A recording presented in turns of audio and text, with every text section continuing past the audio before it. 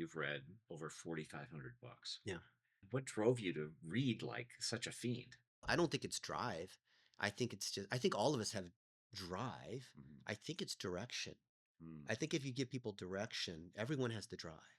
It's not motivation. I don't need to Tony Robbins walk on coals my way to get there. So if you have a gift of digital marketing, a gift of prophecy, a gift because you're the strongest man in the world, a gift because of like some skill that you have an obligation to share that. Mhm. How selfish if you just hoard this gift and you don't share it with other people. You see yourself as the biggest soccer mom or mama bear out there. Yeah, I'm a fierce mama bear. You do not want to like I protect my cubs. Yeah. Oh yeah. Hello, and welcome back once again to Hard Knocks, the show where we bring the people you always wish could have been your mentors in life straight to you by sharing all of the wisdom, the hard knocks, the tough struggles, and lessons they've learned in their life that made them into the people they are so they can share all of that wisdom straight with you. Today, we are bringing you Dennis Yu, a man who is immensely talented at training people on how to build their own businesses and market them to make them successful in all that they want to do in life, and has a personal goal of creating over 1 million jobs in Pakistan by the end of 2027. I hope you enjoy this one. All right, so Dennis, you've got to tell me, you have to take me back to the day that you decided, all right, one of my big missions in life is going to be to bring 1 million jobs to people in Pakistan by 2027. What happened that you were like, that's what I need to do? So there's this crazy guy. His name is Rihan Alawala. He's got 15 million followers on Facebook. And he messaged me on Facebook and he said, "Hey, Dennis, I'm Rihan from Pakistan." And I'm thinking, there's tons of these people from Pakistan and Right. they're like all the other thousands that hit me up. Yep. But he said, "I want to meet you in Silicon Valley. And I know that you're super well connected in Silicon Valley. So I know that because I'm so well connected in Pakistan and you're so well connected in Silicon Valley, that if we could bring things together, we could create jobs." And I'm thinking, yeah, sure. I'm going to be speaking at this conference in San Francisco on this date, and I'm going to be off stage at 5 p.m. Meet me there, and we'll talk. Right. And I'm thinking, this guy's not going to gonna show up. happen. He's from Pakistan. I mean, he's some random guy from Pakistan because Yeah. I didn't even look him up or see who he was. Mhm. And sure enough, when I got off stage, there's this guy who was waiting down there at the bottom. I'm like, you're that guy, right? And he says yes. And he had a rental car Yeah. and we had dinner. He drove me to the airport and he told me about his vision. He said, "Did you know, Dennis, that you can hire people for almost nothing in Pakistan if you have training on how to do digital marketing?" He said, I know you have training on dollar a day and how to do SEO and how to do all this kind of stuff. And he asked me, "Do you know how much the average person in Pakistan makes per month?" Just like an average person, like a housekeeper or a dentist or a bus driver, just like middle class, not poverty, but just like an average sort of person. How much money do they make? It's gonna be really low. Maybe 200-300 a month or something. $80 a month. Yeah. So this just showed me how ignorant I was. And he said, "Dennis, if you can offer them employment at $100 a month, doing the basic things like editing videos and building out WordPress sites and doing all the like setting up Facebook ads and all that, then I have 1 million people that you can hire." Oh my I'm god. like, "You've got to be kidding me." He said, "Come to Pakistan and I'll show you." So I did. I've flown out to Pakistan many times in the last 10 years. And now I'm a celebrity. I can walk anywhere in Pakistan and people will know who I am. I'm some random American and people know me. Not because I'm famous, but because I've been rolling with Rihan Alawala, who is like the super connector Yeah, in this yeah. country. It's insane. Wow. I mean, what does McDonald's pay? $20 an hour now, right? Right. Yeah. And I'm not saying Pakistan is just cheap labor because sometimes I get hate saying, "Oh, you think Pakistan's like India was 30 years ago where it's like cheap offshore stuff." But we have people who are, yes, there's amazing people in Pakistan. I've met people who are billionaires and I've interviewed them on my podcast and all that. Yes, I'm saying that's there. But what I'm saying is the bulk of the population. I'm not saying they're third world. They're a developing country. Right. Yeah. Their biggest resource is labor. Mm-hmm. Right? Just Yeah. like the Philippines, just like India was 30 years ago, right? It's the same kind of path that companies go through. Yeah. Some companies have oil as their natural resource. Mhm. Pakistan has labor, 200 million young adults, eager, ready, smart, motivated to learn how to do digital marketing and serve us. That's great. And they and speak great for them. Well, everyone speaks some degree of English, Okay. but we have a screening process Mhm. where they not only have to speak English, they have to write well, demonstrate active listening, demonstrate they can they could take this video, for example, and repurpose it into an article. Mhm. And so that's how we screen people. We don't hire them based on an interview or a resume. That's Yeah. subjective. We Right. say, here's a video, here's a podcast, here's a Zoom call with a client. Turn it into an article, following their article checklists. And if they can do that, we hire them at $3 an hour, Wow. which is $160 a month or something like that. And then they move up to $4, $5, $10, $12 an hour. One of the VAs that we hired, I know VA sounds derogatory, but they're cool. Oh, yeah, Everyone's yeah. cool, like the idea of VA. Okay. Right. Her name is Muzamil, and she is now a manager in operations, and she made $1,400 the last 2-week pay period. So she's making $3,000 a month, $36,000 a year. Yeah. She started at $2 an hour, Wow. but she moved her way up. She Yeah. learned how to qualify, went to level 1, level 2, level 3. We have at every level, Right. we have things you have to do. So people will come and say, well, I should be paid at level 5, right? Says who? Based on what? Can you do level 5 work? Show me that you've done that. Yep. That you've managed clients, that you've hired people, that you've done. Like everything we have is completely measurable, right?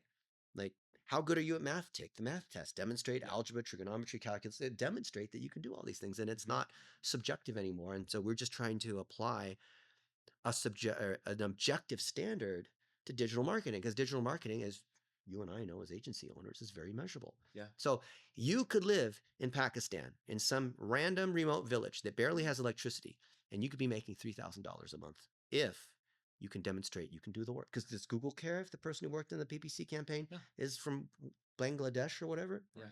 See, isn't that amazing?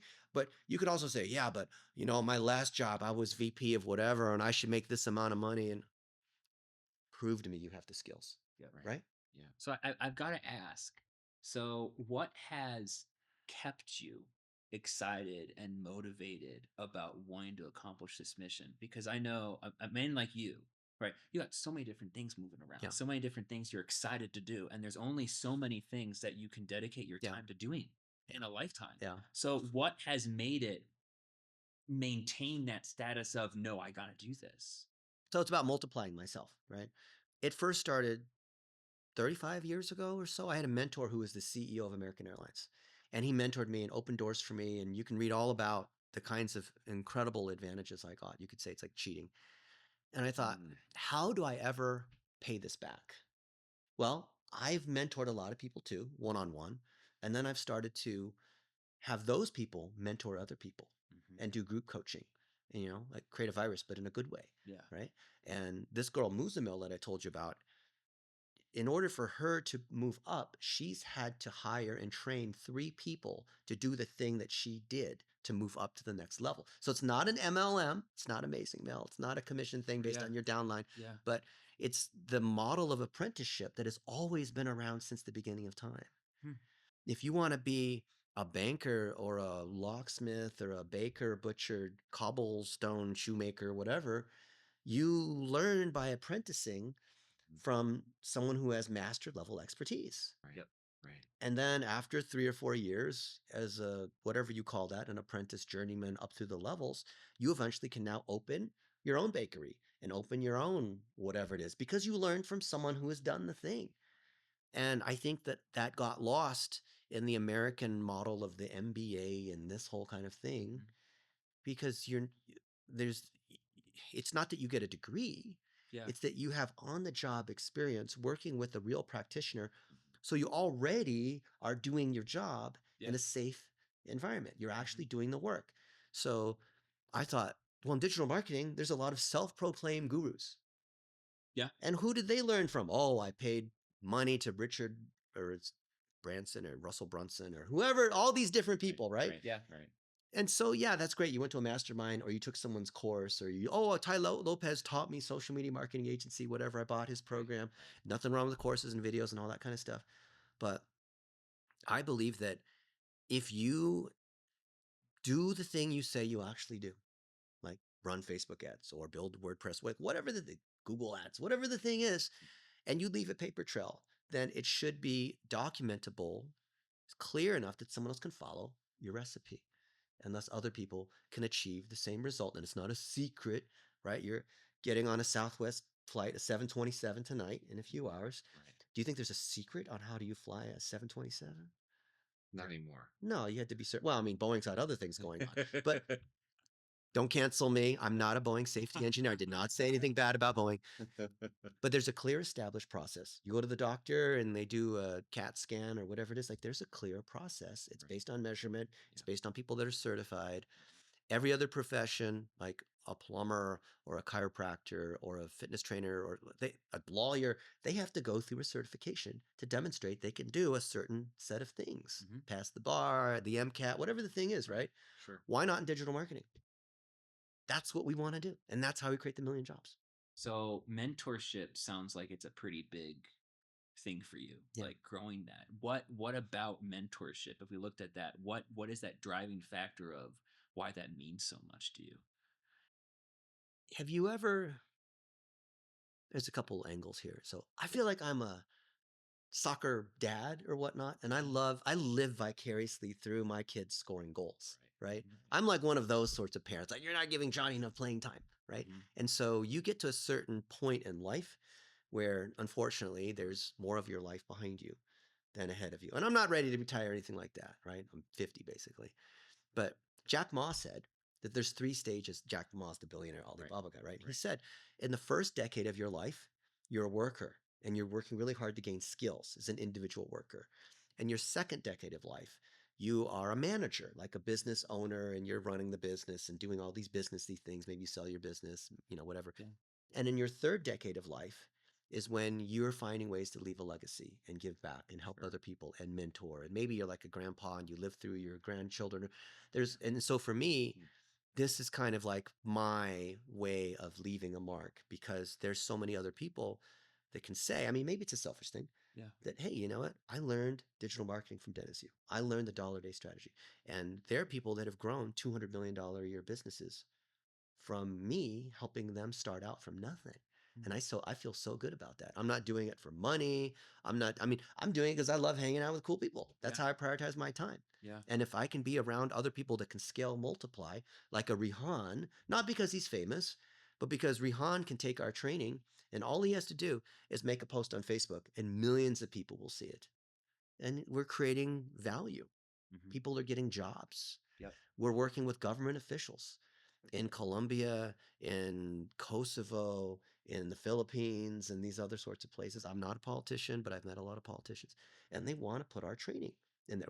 With Brazil, I've flown, all these other countries are sponsoring training for us to bring our programs. I was in India, just to show you it's not an India-Pakistan thing.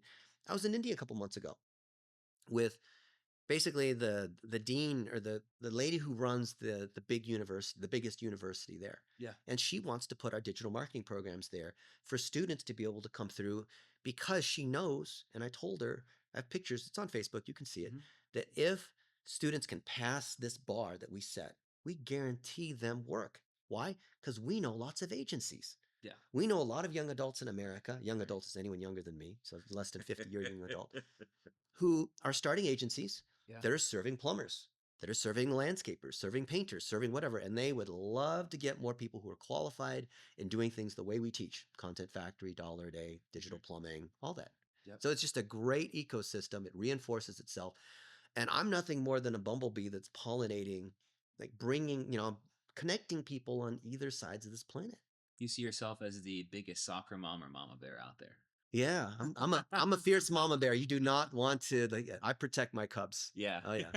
So is it fair to position you as the Levi Strauss of digital marketing? Yeah, You I don't. understand why I'm asking that Can question. you explain to everyone who that is? Yeah, so Levi Strauss, we always know him as the person that came up with jeans, right? Right. But what the real story is that rather than participate in the gold rush, he actually produced the materials, the wear, the garb that the prospectors were going to wear. Yeah. So he's the one who actually made the gold. I see. From Yeah. people, right? So That's the irony. yeah. So Yeah. I'm hearing you're producing and coming alongside to give them the tools that they need. Yeah. But it's still up to them. I see to the analogy there.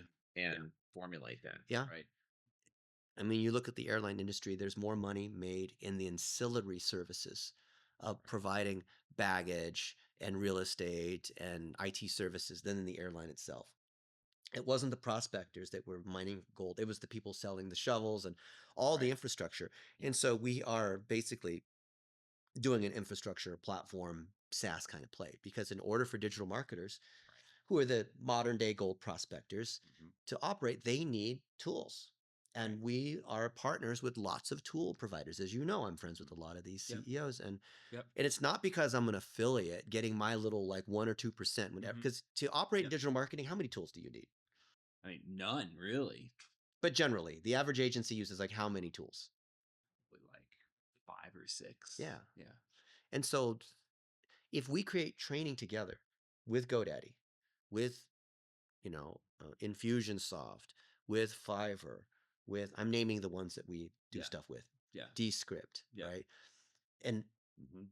they have it like Gold Tolstoy. They have an incentive to co-create training with us. Why? Because we have thousands of people that are using their tools and documenting exactly how we're doing it, Mhm. right? So there's Zapier, for example, is a tool that helps you like non-programs Yep. to connect data sources together, Yep. right? Yep. Yep. Well, we're featured on the Zapier blog. So how does Dennis Yu and Blitzmetrics use Zapier to connect all these different systems that run a digital marketing agency, Mhm. right? We win by doing that because we show our community this is how you do it. And at the same time, Zapier wins and they win. I'm not doing it for the commission. Fiverr, we've put together training on how do you become a better freelancer? How do you do Facebook ads? How do you do personal branding? I just got a check from them a few hours ago that they send a check every quarter because we Yep. put out all this training that they broadcast to their 6.5 million freelancers on Fiverr. Fiverr is the world's largest freelancing platform. Mhm. And we're literally just teaching what we do, right? Train the trainer. Yeah. We have a course on how to do a podcast. How do you set up this video studio with all this stuff here? Yep. Right. And it's me literally having experimented, messing around, learning how to do this stuff. And so everything that we have done repeatedly, successfully, leaves clues so that we can sell that as a course and other people can follow it, right? Yep. We make a little money when there's a course. We make a little money when they're an agency, and there's all these things that happen. Make a little bit of money along the way. But our people make money first before we can make any money, right? Mhm. So what's the biggest barriers that you run into? What prevents you from having success? What is it that is a measurable thing that you're like, here are the 3 things that I really run into all the time that's preventing success? You might not like what I have to say. The number one thing is this thing called the Dunning-Kruger effect. Okay. Have you heard of this? I have not. Tell me So the about that. Dunning-Kruger effect is the world's largest club that most people don't even realize they're members of. And you can look it up. The Dunning-Kruger effect, to summarize it, is people who they don't know anything about a topic, but they think they know, right? Mhm. And so the opposite of that is uh, when people, what is it called when they actually are experts, but they feel like they're not. The imposter syndrome. Yeah. Yeah. Right. Yeah. So the opposite of imposter syndrome is Dunning-Kruger effect, where people think they know the answer because so and so wrote a book about this, or because they really believe their logic is this way. It's also called HIPPO, highest paid person's opinion, because the big boss thinks they know because they have Sure. 20 years of experience Yeah. instead of the data. So Mhm. the way we counter this Dunning-Kruger effect, which is people making illogical decisions because of emotion, because of how they feel, because Dennis is a jerk, because whatever their reasoning is, their excuses, is we say, factually, what is the checklist to get this particular thing done? You want to remove a pimple? There's a checklist on how you do that. You want to change the oil in your car? There's a checklist. And you can get all mad about, whatever it is. Like, don't get mad at the math teacher. Don't get mad at the lock that you're not able to, like, learn how to actually do the thing, right? And so this process of learn, do, teach, you learn firsthand, following a checklist. You've done it multiple times to success, proven. Someone else can judge and see that you've actually done the thing successfully, actually driven leads, actually installed the tag properly and it's firing. Whatever it is, you've done the thing. Then and only then can you weigh in and provide your opinion. My mom, she loves me to death. I love her, right? She's amazing. And she wants to give me advice on how to run agencies and how to build software. Denia. No, that was at Yahoo. Denia, company called Google. Google, you go come work at Google search engine.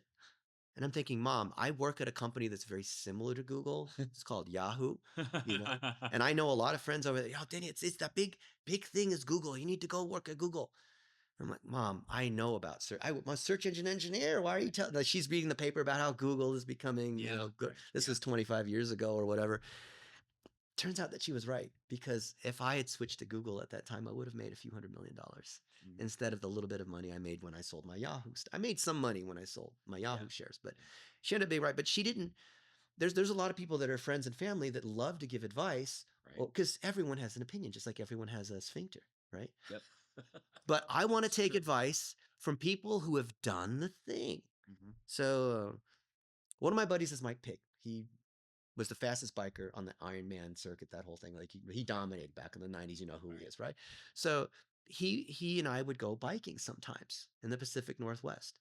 And I would like try to get him, because like, if I can make Mike Pigg sweat and have him cry uncle, and we would go up these crazy inclines up in the Sequoias. Yeah. And neither of us would say anything, because I'm trying to pretend like I'm barely sweating, because I want him to be the one to say, oh, can we slow down? Can we slow down? Because if I can get the world's #1 biking triathlete to say, oh, we need to slow down. Can we just stop it? Yeah. Then like, I know it's a selfish thing of me to do that, but I've done it a couple times. I'm hanging out with Mike Pigg, and this guy is like, look him up. You can Google him and see who this guy was, right? He was like the Lance Armstrong before, and he didn't do PEDs or any of that, okay? But I'm going to take advice on how do I bike better from Mike Pigg versus some random dude that I meet who's, read books on how to do whatever, right? And you and I know the same thing. Take advice from people that have done the thing. Now, I've spent over $1 billion on Google and Facebook ads. I've got a lot of proof of mistakes that I've made and things that have, and our common friends and Perry Marshall and all these other sorts of people. So Dunning-Krueger is the biggest problem. The antidote is credible people who have done the thing to give you advice on that thing. But if I were to ask Mike Pigg about how do you set up an A10 Mini, I'd love him to death, and he's a great triathlete and all that, but he doesn't know a thing about that thing. But how many people want to give advice on something they don't know anything about? Sure. Everyone would love to give you advice. They're wrong, right? That's the problem. That's the biggest issue. You would think it'd be like some technical thing or solving some algorithm problem. No, the biggest issue is humans overestimate their competency, which causes all sorts of issues. So what do you tell people as far as how to choose? Because there's hundreds of different digital marketers out there. Yeah. All of which are teaching different courses. Sure they are. So how is it that you're saying that your process that you're talking about is superior to some other also? I'm not claiming my stuff is any better or worse than anyone else. Like, people come to me and say, well, how about you versus like Dan Henry teaches this? Dan Henry's a good friend of mine. I'm not here to try to compete. Like, yeah, but should I buy your course? Or, Ty Lopez teaches a course, or Billie Jean or Perry Marshall has this, David Fox has a course on how to do PPC. Great. But let me ask you. Okay, so I'll give you an example. 5 years ago, someone online said like, Dan Henry is the best in the world at Facebook ads. And then my followers chimed in on that post and said, oh yeah, well, Dennis Yu is actually the best at Facebook ads. And then Dan said something like, no, I'm the best. And all my friends said, you should chime in on that post, chime in and say you're the best because you're better than him, right? Because you spent more and you're connected with people at Facebook and even all these like credentials or whatever. And instead I said, well, it's a ridiculous question, because best for what? So if you are a concrete coating company and you want to drive more leads and you want to sell more floors, then the best in the world is Marco Cipolla, because he's done this for like 200 concrete coating companies. He has a track record. If you're a concrete coating company and you want to generate more phone calls and whatever through Drip Jobs and whatever system you use to paint CRM, that's the guy who's done the thing. He's done it so many times. He's built a course around it. It's free. There's YouTube videos. If you're a real estate agent, I wouldn't go to the Marco Cipolla. If you're a real estate person, I would look at Tom Ferry's thing. I would look at, there's Jason Pantana. I'd look at Jason Pantana, who has run LSA and Facebook ads and whatever for real estate agents. And he's done it over and over and over again, right? Yep. That's the guy. So there's no, like, who's the best in the world at Google ads? Right. For what? Yeah. right? Like arguably, I'm the best in the world for NBA basketball teams to drive sales through Ticketmaster. Why? Because we've worked with Ticketmaster and made changes to their API so we can get secondary sales and whatever, and configured their system, work with Facebook so that we can put $1 in, and provably, Mark Zuckerberg talked about this in his annual report. Sheryl Sandberg, gave awards for us for doing this. Put $1 in, get $38 in provable Ticketmaster revenue. Proven, right? Mm-hmm. And done it for other teams. But if you are a chiropractor, will that same model work for you? No, you don't use Ticketmaster. The thing you're selling is different. The nature of the customer journey is different. The targeting is different. What you say to them is different. It's this whole like, who's the best at TikTok ads? Or who's better at like going viral on YouTube? But for what? To ask that question is dumb. You're stupid by asking that question, right? Mhm. I'm not. You didn't ask the question, but I'm Yeah, saying no, people sure. ask the I wrong did. question. You didn't even ask that question, right? Right. Yeah, so it But- sounds like there is immense value, and something that you found is when someone says they're the best or you're looking for the best, it's a very common thing in data analysis I see, and why so many people out there I find are like, oh, I hate data scientists. Like they don't know what they're talking about, because the thing is that what matters is the segmentation. Mhm. That's what matters. It's the great, this is the best, but in what specific segment, doing what and when and how. And you need to answer all those questions to Mhm. really understand, well, what does best Yeah. mean? Best, I would redefine, kind of to your question on who do you choose. Find someone who has achieved the thing that you want, not because they say so, but clearly you can prove it. So Gordon Ramsay's a well-known chef. We're going to go eat food in a little bit. And you can watch his YouTube videos, and he shows how exactly to cook a perfect burger. How do you season it? How do you flip it? How do you do the cheese? How do you do the bun? How do you, like all that stuff? He like literally shows this recipe, right? It's not a secret. Yep. I didn't have to pay him $5,000. It's free on YouTube. And I followed his recipe just like he did. And I got a burger that was amazing. I followed the recipe. So I'd ask you guys, follow the recipe. Who has done the thing that you want? You like chicken parmesan? Great. Where's the recipe for chicken? You want chicken cacciatore? Okay, great. But why? But you want beef stroganoff? Right. Well, don't use the chicken cacciatore recipe. Right. Do you have a recipe? Why don't people talk about the recipe instead of like, this guru is better than? Oh, well, this guru just bought a Lamborghini. He must be better. Yeah. Where's the recipe for the thing that you want to do? Right. Right, What is the most specific thing that you want to do? You're a roofing company. Okay, and you want to drive more leads through SEO. Find another roofing company that's succeeded in SEO and get their SOPs. What's so hard about that? Was there a time that you didn't have a process that you failed, let's say? Oh, every day. Right. And so Yeah. everything you've talked about so far is about process. Yeah. A repeatable process, right? I add water to this formula and I get $1.10 out, right? Sure. Okay, got it. But I'm assuming there must have been some time that you finally realized, I needed that process. What was it like before that process? It's That you painful, finally stumbling. discovered you needed to do that. I've discovered this 35 years ago. I learned from the CEO of an airline. You think the airlines don't have processes on exactly how you board and exactly how you, Right. if the landing gear doesn't work or if a flight attendant doesn't show up, they have all these backup processes. Like avionics, they have like 3 levels of backup for avionics, right? Yep. Because you can imagine if something breaks, like you run out of fuel or your flight navigation doesn't work or air traffic control is whatever, that you could have a catastrophic failure. Right. So I learned from the airlines. I learned how the airlines operate, and I wanted to build SOPs and digital marketing based on that. Yet I'm a human. I'm emotional. I'm often illogical because I decide sometimes that I know better because I've done it for 35 years. I don't have to follow the SOPs. And I decide to do something and I'm wrong every single time. And then I relearn that lesson every single time. You're going to get on that plane tonight. And I bet you the pilot's probably flown for 20 years or something like that. Do you think they're like, you know what? Screw it. John, I'm not going to use the pre-flight checklist. I already know the pre-flight checklist, right? Or do you think they use the pre-flight, even if they've done it for 20 years? I think they probably do. That's right. Right. And that gives me great comfort that they're doing that. Yeah. Right. What if you get on the plane and the pilot makes the announcement, hey guys, today I'm going to try out a new way to fly. What do you say? Completely new. We're going to wing it. We're going to innovate. I'm going to test out the exit row is what I'm going to do. Look, I get in digital marketing, you're trying to innovate and be different and unique and authentic and all that, but please, there's the right time and place to be unique. Yep.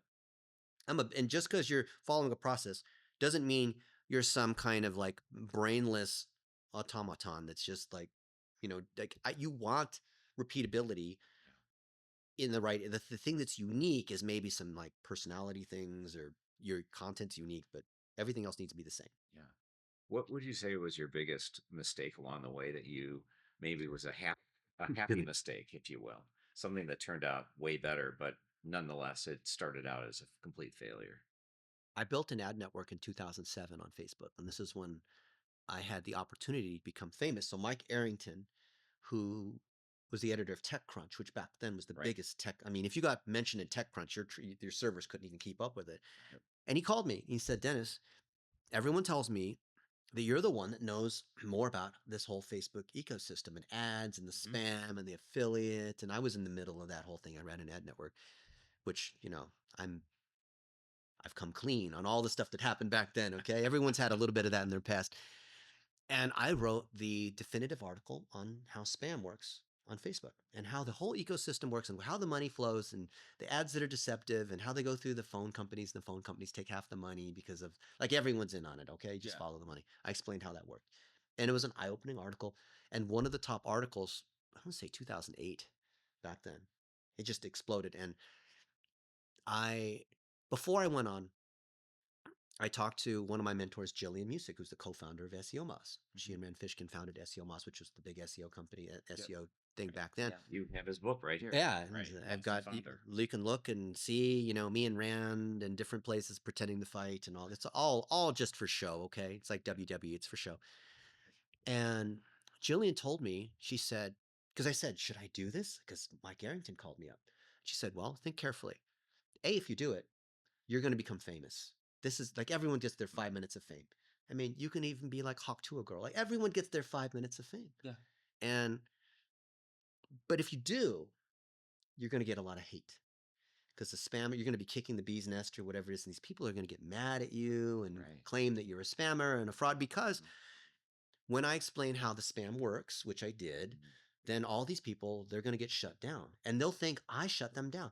Facebook was going to shut it down anyway. I had lunch with Zuckerberg to talk about this thing, right? And we agreed, you know what, this thing can't sustain. You need to I'll shut down my ad network. Everyone else is going to I'll shut my ad network down if you agree to shut down all the other ad networks. Otherwise, it's like you kill one drug dealer and all the other drug dealers step in to fill the void. Yep. So when that happened, actually, before I decided to do it, I'm like, you know what? She said, yeah, I'm willing to do it because I have a tough enough skin to take all these haters that are going to say Dennis is a fraud and Dennis is this and Dennis is that. And it's not personal because I don't know them personally. Yep. I've never done business with them. Like they're going to attack me because I got death threats. Oh my goodness. So I started traveling more at conferences because I was kind of afraid, like if I went to my place or maybe I turned the key in the ignition, maybe something. And you don't know. Like I got a death threat 2 days ago. Right? And I post on Instagram from some guy in the UK saying that he's going to, if he sees me, he's going to kill me and cut my whatever out and parade me naked. And I don't know who this person is. Yeah.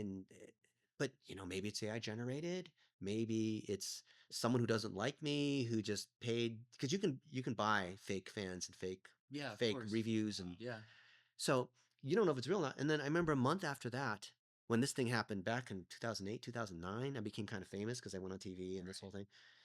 I was speaking at Affiliate Summit, which is the big conference for the affiliates. Yeah. And I was on stage, I think, with Sean Collins, who was the founder, and Jeremy Shoemoney.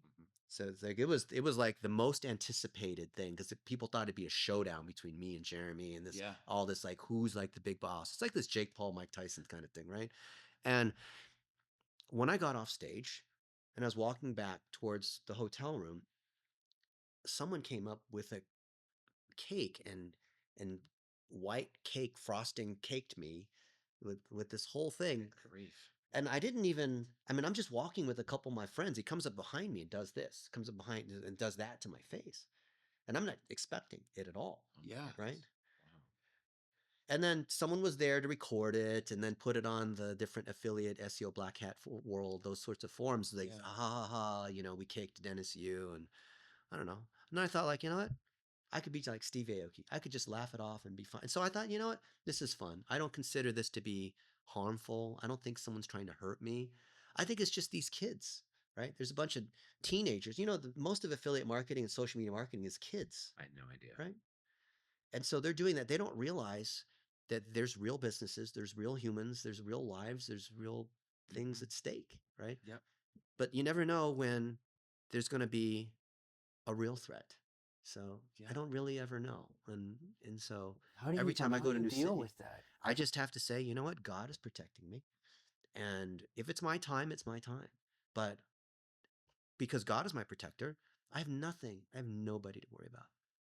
Right? I've had a lot of close calls in different situations in life, and I've always been protected. I've looked back.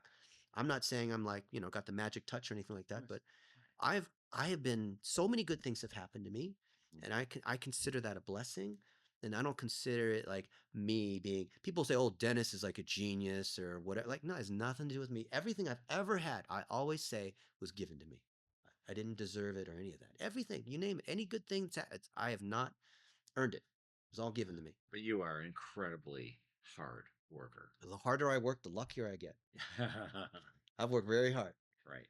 Yeah. Yeah. And on social media, you see these highlight moments. Yeah. You see like these cool places that we get to go to, and you see the great meals. What you don't see is that when the camera's not on, I'm on my laptop working.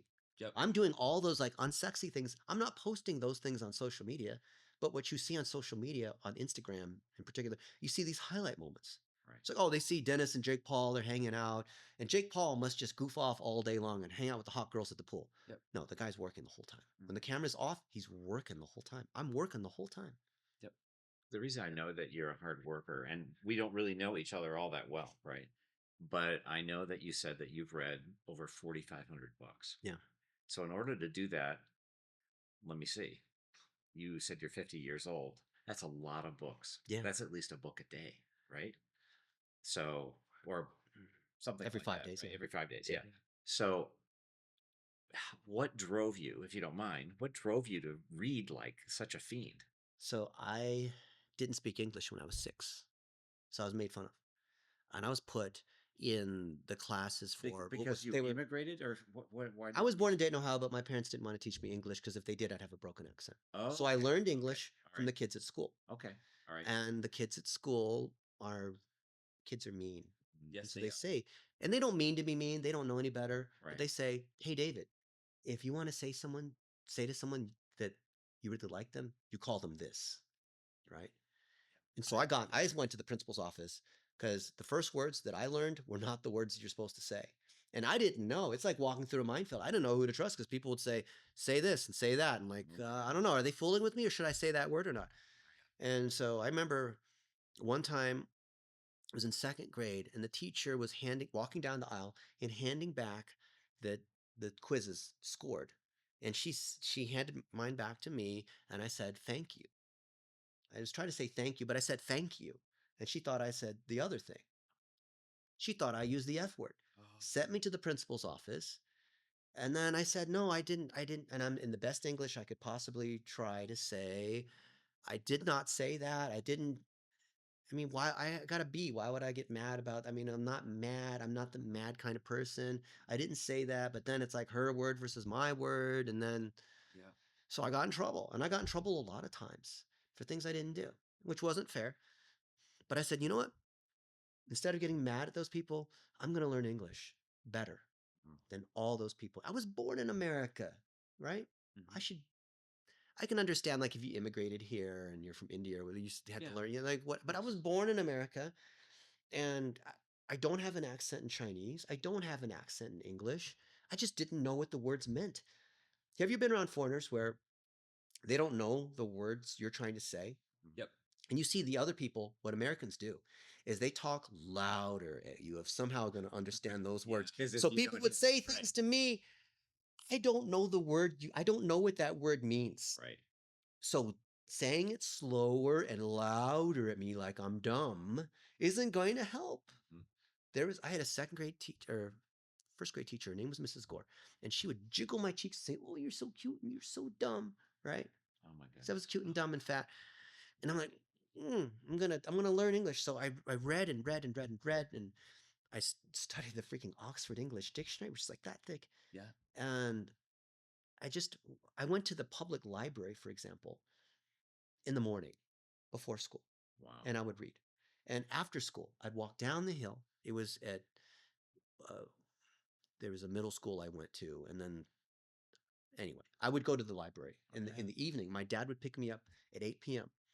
from the library. And the weekends, I'd go there in the morning and I would read at the library, and I'd get picked up when the library closed. I spent all my time at the library. If I wasn't at the public library, I would be at B. Dalton. If you remember, I think they're like out of business now. Or Right. Crown Books, I think they're out of business. Sure. And I would just go there and I'd read the periodicals. I just wander down the aisles, whatever the topic was, I would just read it. And I just read and read and read. And I was a loser. I didn't have any friends. So I just spent time with my fictional friends, the books. I read these choose your own adventure books. I remember one summer, the public library had a reading contest. And every time you read a book, you'd go to the librarian and she put a little sticker. Yeah, I And did whoever those. you get, and you get like a one sticker for Sure. everything. Mhm. And there are all the kids' names. And some kids would have like 4 or 5 books. And then mine went all the way across the end. I had like 60 books. They ran out of space for me, right? I read way more books than all the other kids. Like other kids, 5 or 6 books for a summer. That's a lot of books.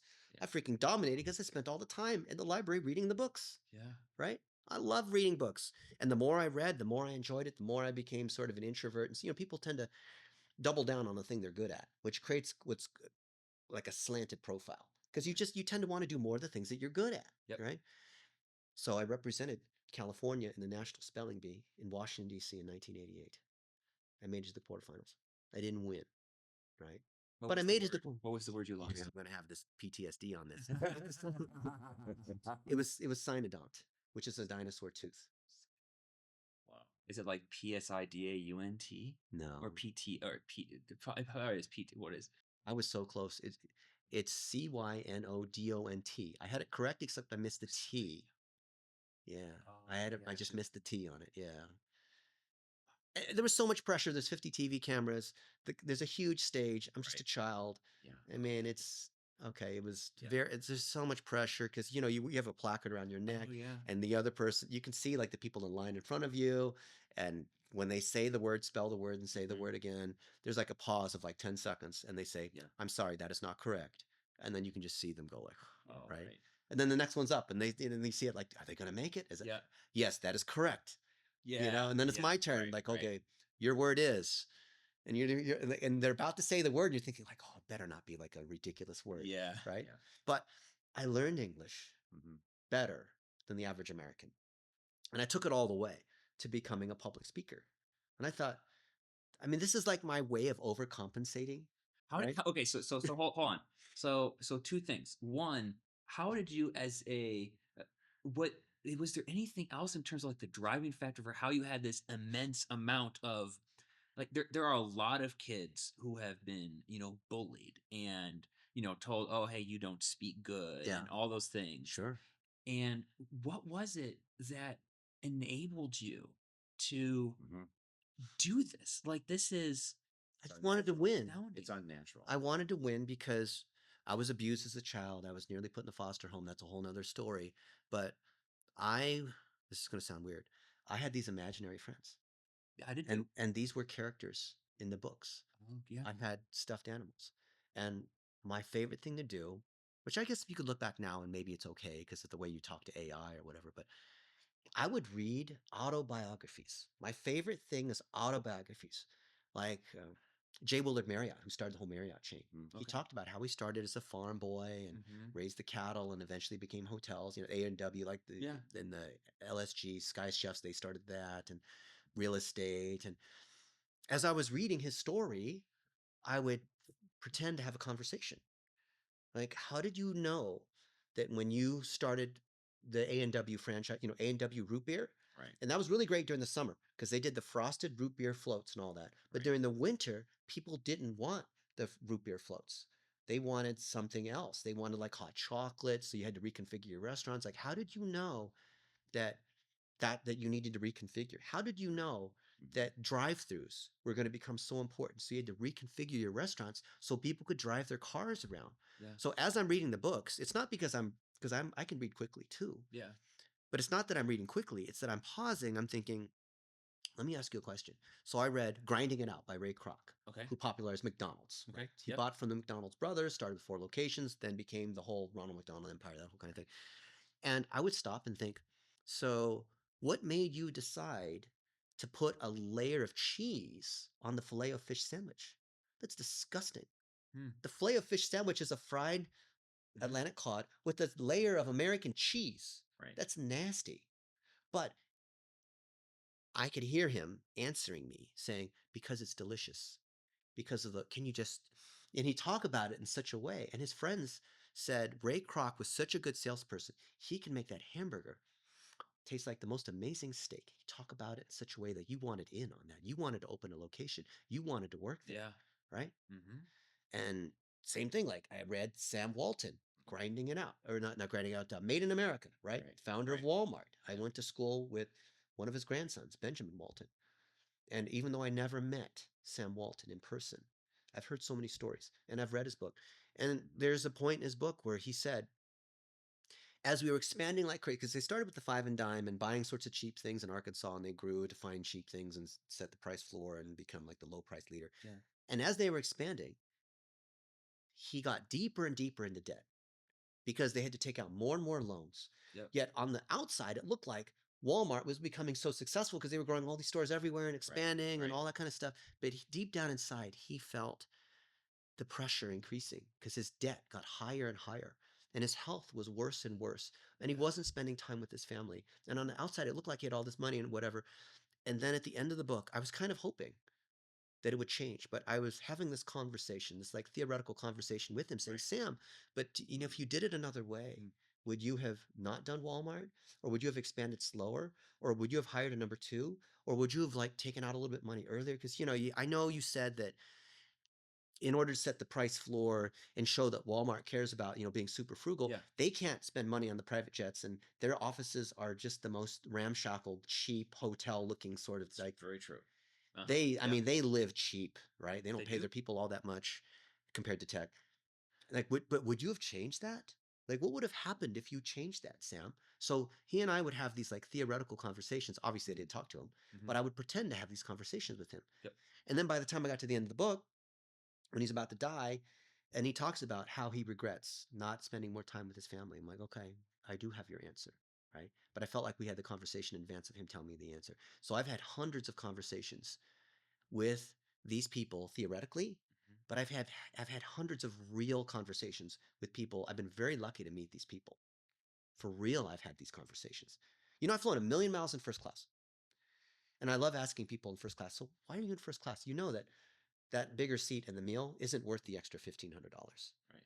And so you get the most amazing stories. And then I ask them, why do they do what they do? It's like not even fair the number of conversations I've been able to have. Right. And all of this goes back into me getting a better understanding. I have like this ball of twine and I keep, or like gumball, whatever, and I keep adding to it and it gets bigger and bigger. And somebody gives me a piece of, you know, gum to put on it. And if it doesn't check out with my model, then I discard it. But every now and then, like you say something, ooh, it's John interesting. It's interesting what John said. Okay, I'm gonna add. Where does it fit? Where does it fit inside? Oh, it fits here. So my big thing is growing, right? This big structure. It's a singular structure inside my head. That's how I organize what's up here. So it sounds like what you're doing today is just another reconstituted version of what you did when you were a kid. But now I have more resources and more mistakes. Education and training, right? So you're either training yourself or training other people. Yeah. Is that fair? Yeah. And even like this Ironman thing, I approach it the same way. So how do I swim faster? There's a technical component to your stroke and the catch, and you know, this whole thing. There's a technical component to setting your bike the right way. There's a component to how your body processes carbohydrates and muscle recovery and all. Like I look at any particular thing, like I have a guitar down there and I learned there's a mechanical component to how you learn how to play a bar chord and build calluses and circle of fifths. I mean, all of these things that you learn. So everything I've learned, there's an approach. There's an approach to how to set up this microphone, right? And everything, I know there's like a subjective, artistic, left brain, right brain thing, but I've always come at it from what's the thing that I feel very confident about? You can break down a complex problem into a checklist and then just repeatedly solve against that. Repeat the recipe over and over and over again.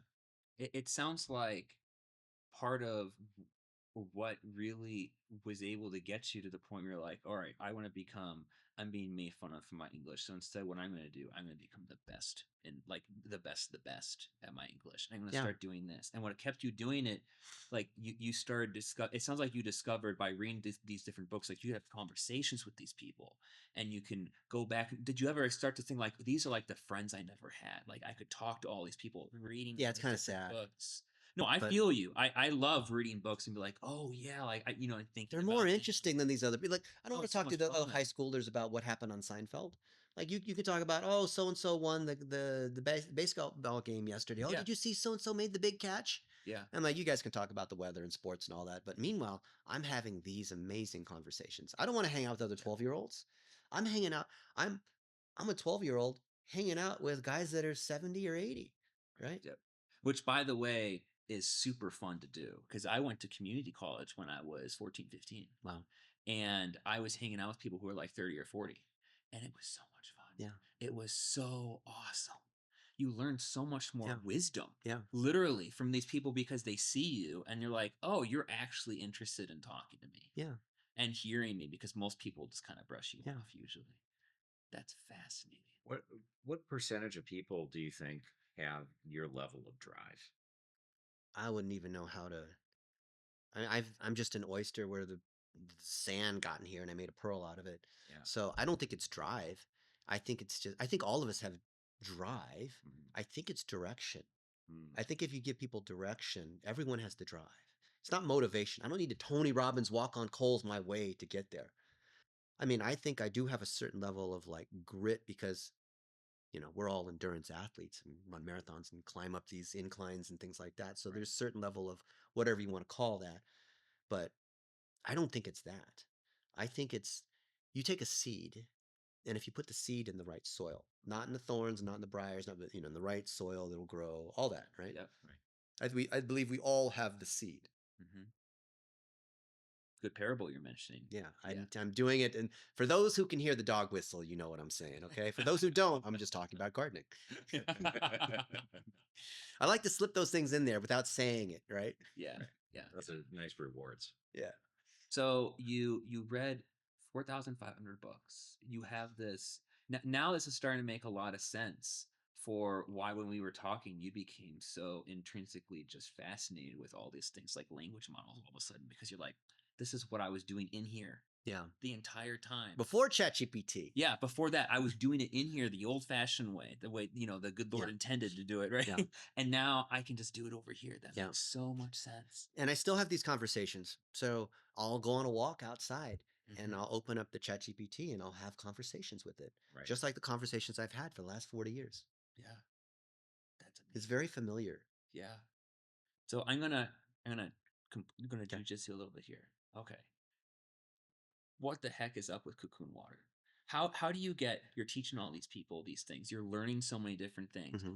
You're now speaking to bring this to even more people. At the same time, you're bringing jobs to people in Pakistan. Mm-hmm. You are loving to teach people, all right, it's not about seeking the best. It's about seeking the best in something that you need to do and helping really correct some people's, improper learning that they've got. And all of a sudden, then we have, Cocoon Water. And it's actually the same thing. Okay. Because everything has to be provable. It has not just because someone told me, not just because other people said it's the right thing, not just because I think it might be a good thing. I need to see the proof. I need to see your oxygen levels. I need to measure it. I need to see it in my body. I need to see the improvement. I need to see bioavailability. I need to see studies that are done. So I think it was Arthur Clarke, was it? Who you can Google and find out, that said that modern technology is indistinguishable from magic, right?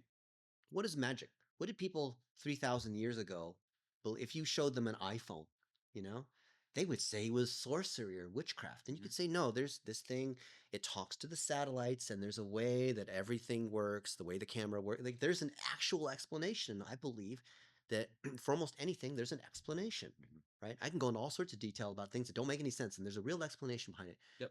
Cocoon water, same thing. There is oxygen in this water. You don't have to believe it. You don't have to have faith. You just need to drink some and then measure your tissue. Tomorrow morning, we're going to measure your tissue level, not your blood oxygen, your tissue level oxygen. And okay, fine. So the machine says that your tissue level oxygen is higher. So what? Yeah. Well, maybe we go and we do a hike. Maybe we do something that's aerobic. Maybe you measure a little difference. Maybe there's a 5-mile bike ride that you like to do all the time. That's kind of your baseline. Yep. And now you do it after doing this, and you randomize between sometimes it's this, the placebo, and you see if there's an impact. Just like the scientific method, you're testing pills or cancer treatments. Same thing for this. They've done this, right? So I'm a believer because it's not that this painting is beautiful, and that's subjective on whether I believe. John believes the painting's beautiful. I can't win that way. I need definitive. I need to know that my oxygen levels have increased. I need to know that I can run faster. I need to know that the scans show that my cancer has gotten smaller. I need to show, I need to see evidence, right? Everything. So this is no different. And I came into this looking at this thing. I have no ownership. I have no whatever. I'm a customer like all these other people, right? I love to invite people to Vegas. I pay for their baths. I'd like to do that. I have my credit card on file because I love to see other people grow. And I believe everyone has some level of, you call it discipleship, or you could call it a ministry, right? Ministry is not just telling everyone about the Bible and you're going to go to hell unless you repent. Ministry, it's loaves and fishes, it's education, it's housing, it's what are the things that you can do to make people's lives better, right? That's ministry. So if I know something that actually helps people with their health, that helps them live longer, that helps them not die because of that chronic illness, I have an obligation to share that. So if you have a gift of digital marketing, a gift of prophecy, a gift because you're the strongest man in the world, a gift because of like some skill that you have an obligation to share that. How selfish if you just hoard this gift and you don't share it with other people. You can't bury it. Yeah, you can't put it under the bushel, all of that. We all have gifts. What are the gifts? Leverage it. I'm very good at the whole data analysis thing, right? Why wouldn't I teach that? For someone who doesn't, so this is something I'd be very interested to ask you. I have quite a few friends who don't believe they have any gifts. What would you say to that person? I'd say I was just like them. When I was a child, I thought, well, you see Michael Jordan or you see Elon Musk or whoever these other people are, they just seem so successful and so perfect. And well, I could never be like that, right? Yeah. I could never go to Harvard. I could never speak on stage. I could never make $1 million. I could never see myself owning a Lamborghini. I could never, and so it's a self-image thing. But here's the answer. First, choose the thing that you want to achieve. Maybe it's, I want to start an agency and make $10,000 a month. That seems to be like the number for some reason. Young adults want $10,000, right? Okay. Most people want to do the $10,000 a month. Okay. Well, great. That's the goal. Find other people that have done it. Not other people who are selling courses on it, but people who've done it. Sit down with them, have lunch with them, follow them. Be around the other people that have done the thing. You're the average of the 5 people you spend the time with. Sure. And pretty soon you'll realize that those people are just normal people like you. I used to think that, when I was in middle school, because this is Asian kid, I'm thinking like going to Harvard's like the thing, at perfect SATs. I almost had a perfect SAT. Yeah. Good grades, all that, right? Harvard. You think like the people who go to Harvard must be like these angelic, perfect people. And the first time I met people from Harvard, I'm like, you got into Harvard? Dude, I know more than you. And now, 40 years later, I interview people who have Harvard MBAs. Or when I was at Yahoo, I'm interviewing people from Harvard or Berkeley. I'm not hating on Harvard, okay? I'm just using that as an example. Right. And I'm interviewing them and I'm thinking, these are just normal people. I've met presidents of the United States. Yep. I've met CEOs of Fortune 500 companies. And the first time I was intimidated. I'm having dinner with the CEO of Allstate Insurance. What if, he judges me and reveals that I don't know anything and I'm really dumb? And he was the nicest guy, right? And I don't think he was just like being fake nice to me. Yeah. But when you've actually been around these other people, you realize they're normal people. Sure. And you think, and then the thought happens, you know what? I could do that too. 2 nights ago, I'm not going to reveal his name, but he sold his company for $300 million. And he calls me up at 3:30 in the morning, and he's drunk. And he has this idea. He wants to raise $7 million for this. Once people make a lot of money, they start investing in other companies, and they become like this chronic addicted, start more companies kind of thing. Okay. Yeah. So he had another one. He says, Dennis, you want to, invest with me on this new company? And clearly he was drunk and clearly whatever, but this guy is super connected. Guy has plenty of money. As far as anyone else knows, this guy is very, very successful. Yeah. You probably know who he is, but I'm not going to say his name because it's embarrassing. But then I've spent time with him, just hanging out with him in New York. Right. And I realize this is a normal human being. He's still very intelligent. He's still achieved all those things that have happened. Yep. But when I'm around him as a human, I see all his foibles. Yep. I see him stumble. Yep. I see him slur words. I see him say goofy things. I see him make fun of Donald Trump. I don't know, whatever it is, like I see him as a human being, right? Mm-hmm. I see him like forget his keys. And this is so-and-so. And that so-and-so forgot his keys. How can that person who's so perfect, who is like in this, I put him in this ideal box because he has this achievement and a couple of achievements that are kind of tied to that achievement. Yeah. But he knows so-and-so. And he had dinner last night with Steve Bannon or whatever. I mean, these, then it's like, oh my goodness, this guy's like such a big deal. And then you hang out with him.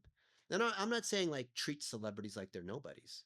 Right. But just realize that people who've achieved something are just like you and me. So Steve Jobs and Steve Wozniak founded Apple, arguably like the most successful product company ever, whatever, Apple, right? Think of Apple. And I talked to Steve Wozniak, co-founder, not as big as Steve Jobs, but those are the two Steves, right? Yep. And I can play a video that he made for me. Made a 3-minute long video just for fun. And it says, Dennis, congratulations on your thing. And advice I'd give you, you can even do a search for Steve Wozniak, Dennis Yu. You'll find the video. It's probably on YouTube. And he says, the advice I can give you as a founder is it's not what it looks like. Because I can tell you, Steve Jobs and I, there are times when we thought everything was going to fall apart, or we didn't have any money, and things were just like all over the place, and it was a disaster. But if we can do it, and we were the guys who built Apple, and now Apple is, everyone's got an iPhone, but if you saw, and this is the advice he gave me, he said, if you saw how things actually were when we started Apple, you would realize that this is possible. And this is not some like BS motivational speech. This is from the guy himself telling me this personally, told me this. Right. I didn't read it in some book somewhere or some TED talk. He told it to me, and I have it on video. I told him about my situation. I told him we're helping these other agencies scale. These young adults are trying to build the next big thing, and they say they could never build an Apple, or do you have to be an asshole like Steve Jobs to succeed? And so he answered that.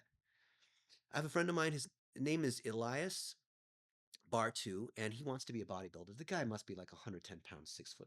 He's super skinny. He's like a toothpick. Okay. Goodness gracious. And his idol is obviously all the big bodybuilders: Ronnie Coleman, Arnold Schwarzenegger, Jay Cutler. I happen to know Jay Cutler. So Jay Cutler made a video. I can play it on my phone, and it says, "Hey, my buddy Dennis wanted to give you, give you a little encouragement. Elias, dude, I totally get it. You just turned 16, and I'm telling you, man, when I started bodybuilding, I had ups and downs. I got injured, I was confused. And it wasn't until 10 years later, after all this working, I mean, they see, I've won Mr. Olympia 5 times, all this kind of stuff, right? I don't know how many times, 8 times he's won Mr. Olympia, some crazy number of times, okay? I mean, look him up. You can see. Yeah. And here he is, he's freaking Jay Cutler, and he's giving my buddy, he says, my buddy Dennis wanted to give you, he wanted me to give you some advice. And here's my advice. And he did this went in depth about what his life was like. He says, even today you might think like, because I'm now super successful and I have my own supplement line and all this, even I have hard days. Yeah. Even I have to deal with nonsense. Even I didn't have enough sleep last night, so I'm tired, but now I got to go to this meeting and do this other thing. And he's explaining in very real terms. And you realize that's Jay Cutler. Yeah. That guy's at the very top in the world of bodybuilding. Even Jay Cutler has problems. Well, shoot, he has the same problems I do. Mm-hmm. Well, okay, now I'm motivated, right? That's what creates the motivation. It's the realization. It's not because like I'm more determined than other people. You see what I mean? It's a reframing. Right. It's the context. I really, I'm digesting all that you're saying, and I feel like when we were going into our talk here, I wasn't really sure where we were going to go, and I feel like you're talking directly to people who are mentors. Yeah. And I think that's a process and some training that most of us who mentor really don't know how to do it. Yeah. Right. So the fact that you're reaching out to your network and introducing those people to the people that you're mentoring is really a lost art. Right. So we think about the craftsmen and the artisans and the, the whole process of apprenticeship, right? Yeah. And that meant that you had to have some real learned individual connecting with that individual. Yeah. And it sounds like that's something that really drives you. Yeah. I'm curious, what is it about that that drives you, that gives you such satisfaction of making that kind of connection? I see myself winning in other people. Okay. And the mentors I've seen, like Al Casey, who's the CEO of American Airlines, I would go up to his office. And other people wouldn't want to go up there because that's like a dangerous spot. I mean, it's the CEO's office. He could fire you. I mean, this guy's so important. He's talking to senators and dealing with government kinds of, I mean, he's airline, 2,000, 20,000 employees and all these things going on. And so I would just hang out with him and it'd be super chill. And it would be like hanging out with a friend. Like we're just hanging out. I have another friend. I won't do the name dropping, but he's a billionaire. He's the guy who funded Costco and Best Buy. He's the one who put the money in, right? And we would just hang out at one of the condos that he owns. He owns like ski lodges and things like that. And we're just hanging out, eating lobster or going to Costco and we're just hanging out. And I'm not at all intimidated by him at all. Yet you see these people that, you name them. They seem like they're just way up there. Yeah. But if you realize what it was actually like, they are actually very accessible. And this is not to say go out and try to reach out to Elon Musk or hang out with whoever. And that's not what I'm saying. I'm not saying like go try to find Jeff Bezos' cell phone. That's not what I'm saying. But you can find these other mentors, and if you approach it the right way, they will help you. And because I see people that are successful, they give back because they realize that once you've made some money or whatever, and because you hear these people say, "Oh, money isn't everything." Once you've made, oh, that's easy for you to say because you've made all the money, but you realize that there's this multiplier. Like money, like if you give someone money, you have less now. That's just how the math works. But if you mentor, and if you help by publishing your knowledge, that multiplies. The more people who learn how to use my dollar a day strategy, Right.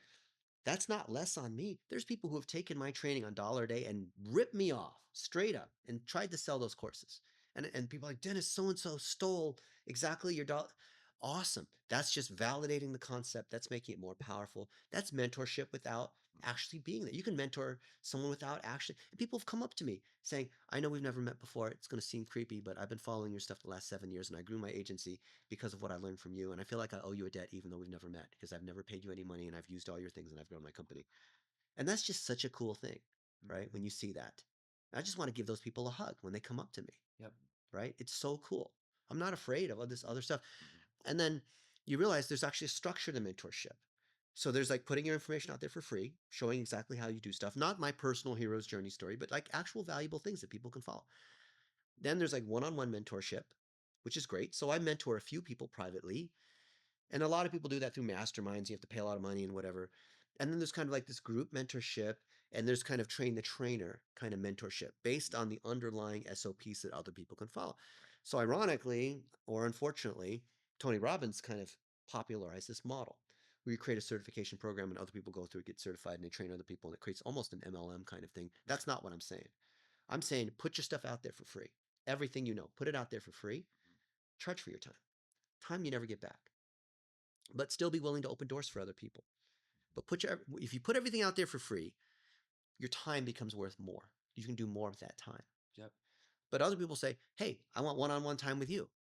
Yeah, but that's not what that is. Oh no, but you do mentorship, so you do one-on-one coaching for anyone on the planet for free, right?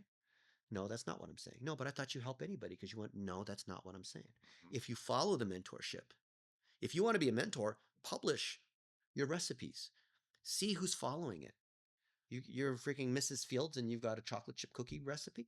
Who's going to follow your recipe? If they follow the recipe and they actually make delicious chocolate chip walnut cookies or whatever, then your recipe works. If they can't follow the recipe, then it's the wrong oven, or they're not properly trained, or you didn't teach them properly how to use the oven, or there's something there, right? But I know, based on the 150 courses we have out there, that a lot of the stuff we teach works. But because of Dunning-Krueger and whatnot, or people's mental, like they don't want to do it, or it's like teaching people to run their first 5K. I try to get them to run the first mile, but they have all these excuses about why they can't put their running shoes on. Or our barrier is this whole subjective, not willing, stuck in this old person's way of thinking, not willing to try it. I've always did it this way the last 20 years. I'm too old to do it. Social media is not for me. I don't want to be a public figure. I can't make a 1-minute video. It needs, like, there's all these barriers that get in the way, that prevent mentorship, that prevent growth. And so I'm all about like relationships and connecting and whatever, but there needs to be a balance, I believe, in a structural, verifiable, do math, achieve the recipe kind of thing. Right. I believe most of the coaching out there is like motivating and you can do it. And yeah, but what about the freaking process? Okay. Both, right? Yeah. So how does one find a mentor? What's the process? Start with the thing that you want to do and who's achieved the thing you want to do. It's that easy, and call them. Steve Sims, I asked him. Steve Sims wrote a book, Blue Fishing, and shows how do you create the most amazing experiences, because he's hanging out with Elton John and Richard Branson and doing all these things. And I asked him, I saw him at a conference, and I said, so Steve, you're just a bricklayer from London, you say. Yet I see you hanging out with Elon Musk at the Gigafactory or whatever. How did you possibly become friends with this person, this person, this person? And he said, Dennis, you know the answer. Just ask. And no, there must be a secret, because, I'm sure he gets asked millions. No, Dennis, you didn't hear me. Just ask. That's it. But don't ask Elon Musk. Ask the person who's, unless you want to build a Tesla or whatever it is. Like, the difficulty is not that these people are so famous they won't give you the time, or you don't have the money. People will say they have all these excuses. The issue is you've not clarified with extreme specificity the goal you want to achieve. And if you broadcast that, if I look at your Facebook or LinkedIn or website and it's not clear the thing that you want to do, oh, I just want to maximize my skills and apply them in the best way at a company that respects my, like, that sounds like a resume bullet, right? What is the thing that you want to do? I want to be so good at Google AdWords for plumbers. Well, that naturally will start attracting plumbers and people to do Google ads. Like, you have to be super specific. The magnifying glass, turning the sunlight into the flame, like all those analogies, right? It's not that people don't want to be a mentor. It's not a pickup artist. Not how do you approach it. What's the secret line that you say, hey, baby, do you want to be a mentor? No. It's because you know how many people have come to me? I'm sure they come to you too. And they say, hey, can you teach me the secret to make my first $1 million? You're barking up the wrong tree. Create $10 million of value. That's how you make $1 million. What can you do that's repeatable, that creates value for somebody? Who has done that thing? How do you make it more repeatable? You do it yourself. Have you documented how you do it? Okay, now hire 10 people to do the same thing. It almost sounds too easy. But they don't do it because they're not logical. That's that Dunning-Krueger thing getting in the way again, right? Yeah. Ray Dalio wrote a book called Principles, which is all about that. I have that book. Yeah. And it's all about logical thinking and seeing around your blind spots. And he takes like 500 pages to say something that could be said in 10 pages, Amen. right? I discovered that. Right. A lot of what you're saying reminds me also a struggle I have had and seen many other people in terms of just being able to ask someone, but asking the right way too, because it's just critical. Is some wisdom I learned several years ago, which was when you're doing that, you have to make sure that the person you're asking knows why you believe it has to be them. Right. Why?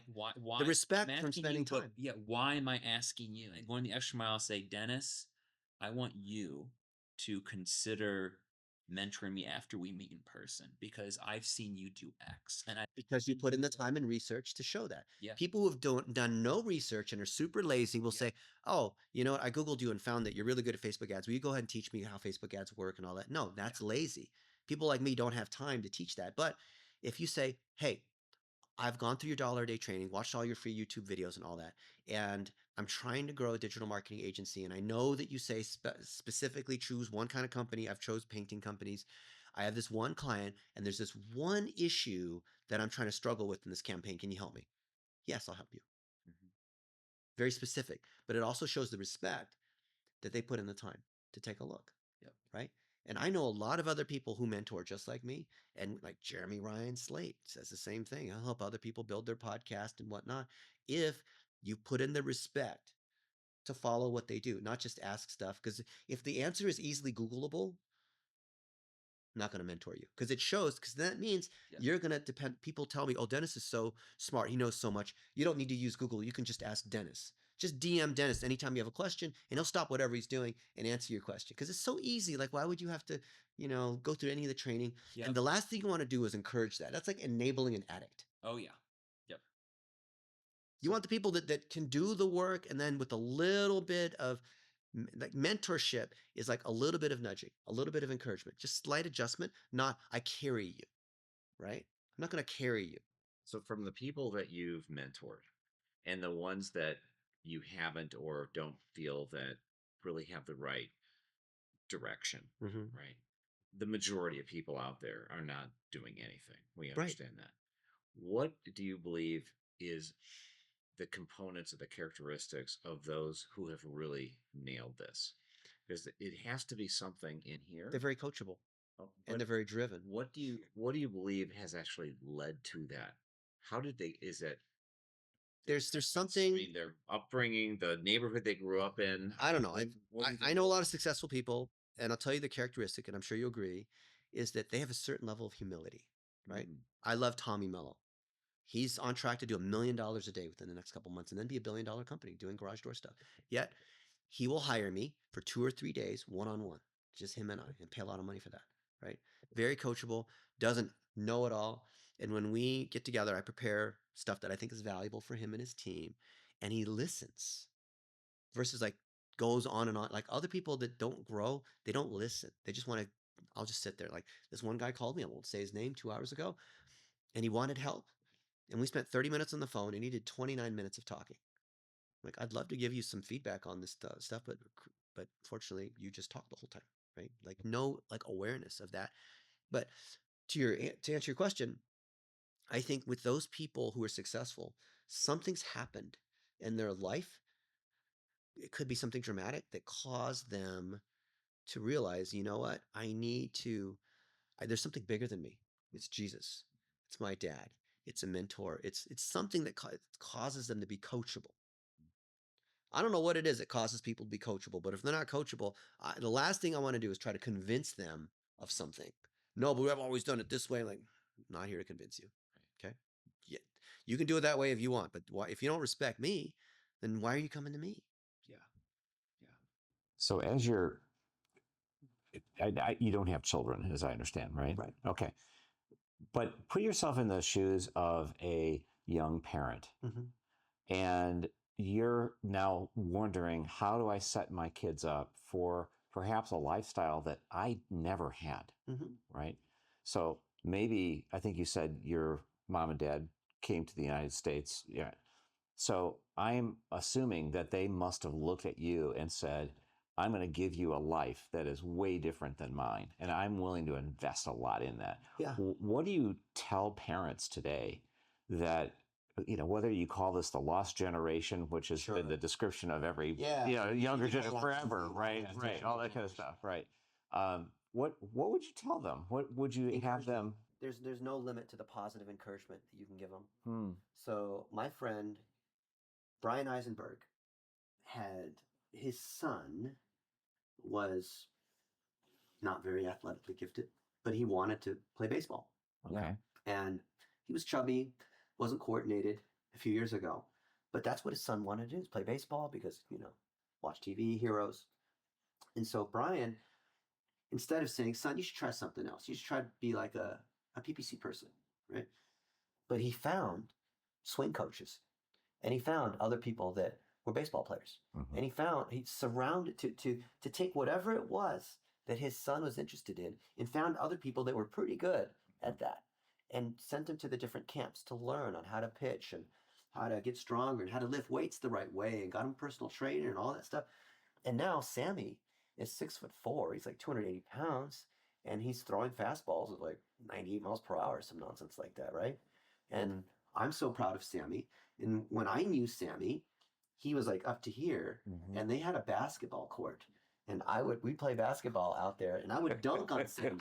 Yeah. Now, Sammy's like this. I can't dunk on Sammy. Sammy can throw me. Unless you go into the gym in Vegas where you're like bouncing on the trampoline, then you could dunk on Sammy. Yeah, because I have better technique probably. Hey, right. But the point is, for the advice for the young parents is, your kids are naturally interested in stuff. Fine, they're interested in playing video games. Then go to a video game conference, or find out like the story of that company, or find out like who are the top people who play Fortnite and what do they do. And there's a certain, just like athletes train, those Fortnite players actually have a thing where I didn't realize there's a technique on how you make your fingers faster. Yeah. Right. And that's wild. Right. The way they have a regimented like eating schedule and stuff like that too. Cause I mean, this burns calories as well. So help your kids go further in it's not that kids are lazy. I have a friend of mine, I won't say his name because it's embarrassing. Anytime I have something bad, I'll try not to say their name. But he says, my kid is lazy and he just sits around and watches social media all day. I'm like, Michael, that's not true. That might appear like it is, but your kid has interests. What are those interests? What are you doing to encourage those interests instead of getting the kid to do, like, I know, Michael, you're an airline pilot and you're trying to get your kid to become an airline pilot. That kid may or may not want to be an airline, and I understand you can make a lot of money as an airline pilot and all this. Right. But your kid may or may not want to be an airline pilot. Right? Your kid wants to do these other things. Encourage those other things. I think it's literally that simple. Yeah. Because then when this kid doesn't show interest in wanting to fly an airplane, then the parent thinks like, oh, this kid's not motivated. Right. It's not it at all. Yeah. So talk to the people just for a minute to explain that you're not Michael Jordan, because I think it's very easy for people to count themselves out when they meet someone like you, and then they say, well, it's just natural. It's natural talent. You are amazing. You have all these things going for you. For sure. I understand that, right? But what is it that you tell people? Because certainly Michael Jordan had to deal with that as well. Michael Jordan had got cut from his varsity basketball team, even though he's 6'6", and like people tell the Michael Jordan story, right? Yeah. Or they tell the Andre Segovia story, or KFC. The guy started when he was like almost 70, became the colonel late in life. There's all these stories of people who weren't gifted that then became something amazing, right? And that's great. I love those stories, but there's something that's missing, and that is that you don't realize how much time they put in. And that's the number one indicator. And you'll hear all the experts say, someone who puts in the time will beat someone who's an expert and has natural talent. So for me, you've heard of the 10,000 hour rule, right? Right. That's been popularized. We put enough time, Simon Sinek, that whole thing. Yep. I put in 70,000 hours into digital marketing. And it's not, and it looks easy, doesn't it? Because you've seen me optimize campaigns. I do it live. I do it from stage. I show how to use the AI. Looks easy. 70,000 hours of experience. Yeah. Steph Curry, right? He shoots 3-pointers. It looks really easy. So all these kids lob full court shots and they miss. Do you know how many hours, how many shots Steph Curry has taken? When you shake Steph Curry's hand, it feels like sandpaper. Because the guy is shooting 4 hours a day. Every shot you ever see him take has been he's practiced that shot many, many times. You don't see every single spot on the court. Practice. Usain Bolt, world record holder in the 100 meters. And he talks about he had to train 12 years, super hard, for his 9.7 seconds of fame, right? Then again, he's 6'7" and all that kind of. I mean, there's certain things I could train all day. I'm never going to beat Usain Bolt, right? Yes. Yeah. But when it comes to things that don't require physical talent, the mind, you can follow a checklist. You can surround yourself with the right people. Right. That's why I have checklists, because I see other people that have been super successful. And they'll say, oh, you just got to do what I do. Like I saw somebody, I'm not going to name him, but he's an email marketer. And he said, if you follow my system, watch me in 1 hour as I make $1 million by sending out an email. So he crafts an email, sends it out to his list, and lo and behold, he sells $1 million worth of stuff. Yeah, but you also had a huge list. So I could write an email, and I'm not going to make $1 million, right? You can write a better email than him. I want to have checklists that any ordinary person can repeat and have success. It doesn't require you to be 6'6". Right. Right. Yeah. I'm hearing an implicit challenge that if you're able to do this with people in Pakistan, who may or may not have the capability of understanding the English language, right? Not too dissimilar from you. There's a parallel. Right. You're almost saying anybody can do this. I'm careful about that because that sounds a little too easy. Okay. If you put in the time, I understand. There's a caveat. There's a process. If you understand the thing of mentorship, if you don't try to take shortcuts every time, then you can live well. You might not build the next Google, but a few $1,000s a month is not bad in Pakistan. $10,000 or $20,000 a month in the United States is very doable. You don't have to have a private jet billionaire lifestyle. There's nothing wrong with that. And I ask most of these young adults, and they tell me, yeah, I would be totally cool making $100,000 a year versus working 80 hours a week and making $1 million a year, but then I lose my health and family. And whenever I ask people to make the choice, they almost always choose, yeah, I'll make $100,000 a year and have a great life. They don't want to be Sam Walton. Right. Wow. That's very powerful. Yeah. I know we're kind of coming close, but I do have a question just going back to Yahoo. Yeah. Because I'm fascinated. Because Yahoo literally had lightning in a bottle. Yeah. Right. And when you think about search engine optimization, and you were a search engine engineer, right? And probably so people still want to argue with me. Come on. Right. Exactly. So you understood all of this, and I'm thinking, what in the heck happened? Bad management, bad decisions, all kinds timing. Of corporate nonsense. Look, when it was engineers, there was respect among other engineers, and we built stuff. And it was a prove it model. It was a data-driven model. And back then, we were all like early 20s. Yeah. Most of us didn't have kids. It was a small company. And we would stay until midnight and code and eat pizza. David Philo was a coworker. He was, at that point, the richest man in the world under 40. Wow. And we would eat pizza and we would code. And if you looked at his code, his variables were swear words, right? He probably, if there was HR, he would have gotten canceled, right? All kinds of stuff. If we tried to do that today, we would all have been canceled, okay? Yeah.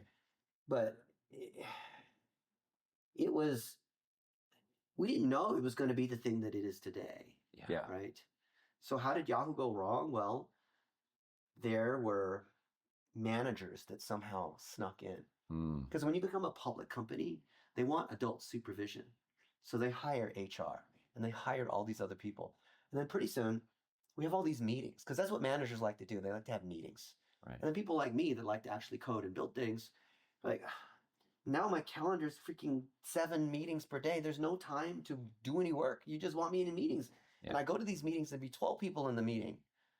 Yep. And I'm like, who are you? None of you can write any code. Oh, I'm a marketing director. You are? What does that mean? What do you do? I'm a product manager. You manage products? What does that mean? Why don't you write some code? Why don't you show me your product by writing some code? No. We have to have a meeting to talk about that and wireframes and all this. And so what happens is that, and look, no, like making fun or like saying marketing or product management or HR or whatever. We understand. But if your core is a search engine, you need to have people who are core to your core, who understand the data. You could have all these other people that do management, but like pretty soon our ratio of managers to workers was like 8 or 10 to 1. Yeah. And then all of a sudden we were like 5,000 people by the time I left Yahoo or something, 4,000 people. Friends of mine are like, so then it's like, how does Yahoo have like 5,000 people? Like how many people do you need to have this search engine like give you the result? You search for something, you use your Yahoo Mail, Yahoo Shopping, dating, travels, horoscope, small business. Okay, fine. You have a group of people, but okay, fine. That's 100 people. But what about the 4,900 other people? What do they do? Yeah. Right? They're managers. And if you look at all their names, they're like manager of this and manager of that. Right. Yep. What do you do? Yeah. Well, you have meetings. That's what managers do. So and then all the good people started to leave. And then we had Terry Semel come in as the CEO. He was the chairman of Warner Brothers. Right. He would fly in Monday morning. I knew his driver, Jonathan, which I thought was hilarious. Jonathan would tell me all the secrets that was going on, all the deals. And Terry would always be trying to buy other companies because he wanted to grow through acquisition, through partnership. So the partnership with all the telecoms where we bundled the mail with your internet and all that. You could see it. That's what they did. And then us engineers became second class. Wow. And so Jonathan would drive up in the Range Rover, the black Range Rover, to the back of Building D3, which is the management building that we were in. And Terry would go hang out in the office, and I would hang out with Jonathan. Like, Jonathan, what's up? Oh, Terry's, where's Terry going? Oh, well, tomorrow he's going to go fly to the UK and he's going to meet with the people at British Telecom. Oh, okay. So that's what's up, huh? Okay. Yeah, and then he's going to do this. What else is going on? Oh, well, there's also this. He was when I was driving him from the airport, he was arguing with this other guy about this one thing. What were they arguing about? They were arguing about the price of the whatever it was, right? Right. So I knew I was like an insider. I never traded, okay? Yeah. I was an insider. I never broke the law. Mm-hmm. But I knew what was going on. Yeah. And it was all about deals. And that told me, as a builder, and the rest of us, that they didn't want to build things. I wanted to build food. You know, I read all the properties at Yahoo. I wanted to build food.yahoo.com. I wanted to build all these other properties, and they all got vetoed because the mentality was, we're just going to partner with all these other people. So maybe we'll partner with, Seamless Web or Yelp before there was a Yelp or these. And why would we build our own thing? Yep.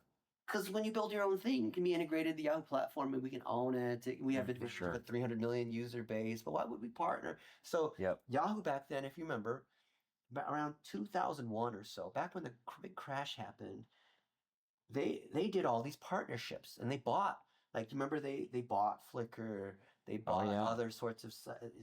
How many of those partnerships worked out, or those acquisitions worked out? I want to say none. None of them worked out. Yeah. And spent billions of dollars, gave away all the equity, watered the thing down. Meanwhile, what kind of message do you think that sent to the engineers like us? Right. Then all the engineers like us left. I was one of the last engineers to still stay. And then the engineers who did leave and started incredible companies like my buddy Jan Kuhn and Brian Acton. We played Frisbee twice a week for years. They started WhatsApp and sold it to Facebook for $14 billion. And they were Yahoo engineers just like me. And they said, Dennis, come over here. I'm like, no, I'm staying at Yahoo. Right. How dumb? Who is the dumb one now? Mm-hmm. Right? Mm-hmm. So us who were engineers at Yahoo, we were the failed entrepreneurs. We were just the employees who couldn't get it going. And that was the joke among those of us who were still there at Yahoo. Wow. Because if you were any good, you would have started your own thing and been bought back. A bunch of my friends were engineers. They built the thing and they tried to lobby through all the management, through all these meetings. Hey, we need to build this one feature, right? My buddy Eduardo was an engineer at Yahoo, and he tried the political game to have all these meetings. Hey, we need to build this feature to help optimize on conversion performance and whatnot. Yahoo didn't want to hear it, so he started a company, sold it back 3 years later to Yahoo for $100 million. The feature that he said, let's build it. Yeah. All the time. That's not just one-off. It's not a one-off story. It happened over and over again. I had ideas. Yep. Right? And I was dumb. I was trying to build them inside Yahoo, fighting all these managers who had no idea what they were doing. They never built any code. They never launched a product before. Nothing wrong with your Harvard MBA and all that, but have you ever managed a P&L before? Right. Yeah. Have you ever done SaaS before? Do you understand how that works? Mm-hmm. You reminded me of something I've talked to John a lot about, which is, how are you familiar with the concept from Luke Wroblewski known as the company customer gap? Mm-mm. Okay, well, you're about to be a very big fan because it's exactly what you're describing. Yeah. When a company starts, the company and the customer are basically the same person because you're doing it to solve a problem you hate. And then over time, as you add more management and all these different things, sometimes necessary. Yeah. Look how far away I am from that customer now. Yeah. I don't see them. And the really smart companies make sure that they're constantly throwing a Hail Mary pass at least back over here on the football field to learn. Yeah. But the vast majority of people don't do it because it's not fun and it's hard. Yeah, and then connected the customer, they all fall apart, and then you start asking the question, like we joke about all the time, which is, do the engineers actually talk to the customers who use this? And the answer is no. No. I bring the requirements to the engineers, and I'm a product manager. There no one's talking to the customer. Right. Office space, right? Exactly. What's your favorite Michael Bolton song? Yeah. What would you say you do here? Mm-hmm. Right. Yep. Yeah. I see such and I know we're running short here, but I just see a lot of connections here of there are certain times in your life that you experienced really big pain and regret, right? And how that has shaped where you're at today is really remarkable. I mean, I'm saying that just candidly, because I think you could have used those opportunities to become very negative in how you responded, but your response has been very positive on the other hand, right? And I mean, it's been fascinating talking with you to hear about those stories and how you want to help other people avoid. I think that's the whole point of our Hard Knocks. Yeah. Is that many people want to take their time to say, here's all the things that I learned along the way that I want to help you avoid, right? And I'm hearing that in your voice of here are the things that you can do for your children, for your employees, for whatever you're trying to achieve. And here's why, here's what the drivers are, what they were for me. Well, people want to touch the wet paint. Why would you want to fail and experience the same pain? Look, mentors would tell me stuff, all kinds of advice. I'm like, that's some old person giving me advice. Let me listen. I know. And now, 30 years later, I'm like, those old people were right. Oh, believe me, I have many of those cuts and bruises that I'm like, I didn't need to do this. You know what? He's right. Yeah, the one thing I definitely won't do is learn from you that you don't want to do electrical work with just one hand. You should definitely make sure you ground everything. Right, exactly. Right. So I've got the closing question for you. If you were to look back and that camera right there was a time travel device, and you could send a message back to your younger self at any age, what message would you send back to him? What type of wisdom would you give him from Dennis right now to Dennis back then? Focus on partnerships instead of being the know-it-all. Because I learned a lot from the 4,500 plus books. And part of it was maybe just like to prove to myself that I could do it. Hey, you like were on a running mission. marathons, prove, Iron Man proved that I could do it. But that's an ego thing. Imagine how much time I could have saved if I had just started by learning how to build relationships and know like who instead of how. I felt like, well, I'm so far ahead and learning how to do all these different things in digital marketing and running ads that, I'm just going to extend this lead. Well, if you want to go fast, go alone, the African proverb. If you want to go far, go together, right? Yeah. And I was just so, scared of other people. I felt like I didn't have the charisma. I had this thing in my head thinking people didn't like me. They don't want to hang around me. Yeah. The only thing they would ever want to hang around me is because I'm really good at optimizing your ad campaign. So, okay, give me your ad campaigns, John. Okay, I'll optimize them, right? But they didn't want to hang around me.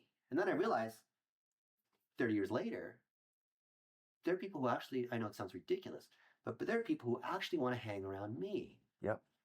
Who care about me, right? And I don't have to be this achiever or have all these things to be worthwhile for other people to want to hang around. Yeah. Like we're hanging out. This is so cool. Right? Yeah. It's very cool. I'm incredibly impressed.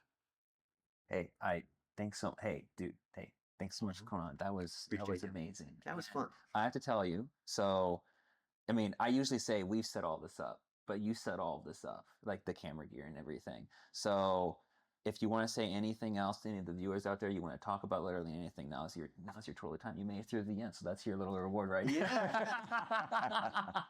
You're only as good as the people that you're around. And it's those authentic moments like we're going to go out and eat and whatnot. Digital is just an amplifier of the things that started in person. And the difference between people that are really successful, because I've been around these people to watch, versus people that fail but don't know what they're doing, is the successful people build relationships in person first. Then they use digital to like maintain. And the other people try to meet people online first and then meet them at the conference. Right. You need to like we're meeting people. What would happen if we tried to do this, John, via Zoom? Oh, it'd be awful. That's why we're here. Yeah, that's why we travel. Yeah, exactly. It's you can't do this.